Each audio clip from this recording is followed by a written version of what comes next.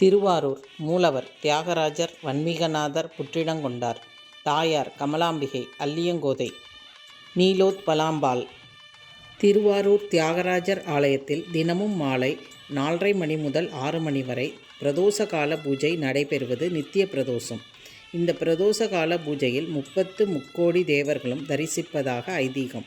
திருவாரூர் சப்தவிட தலங்களுள் ஒன்று.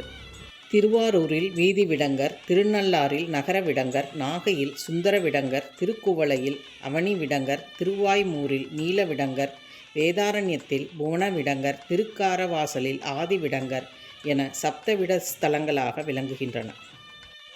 இந்த ஸ்தலங்களில் உள்ள சுவாமியை தியாகராஜர் என்பர்.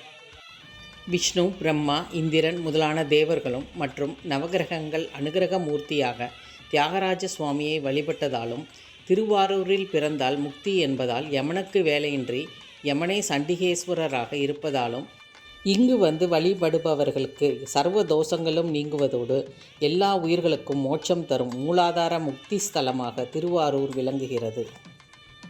இங்கு நினைத்த காரியம் நிறைவேற முகுந்தார்ச்சனை செய்யலாம்.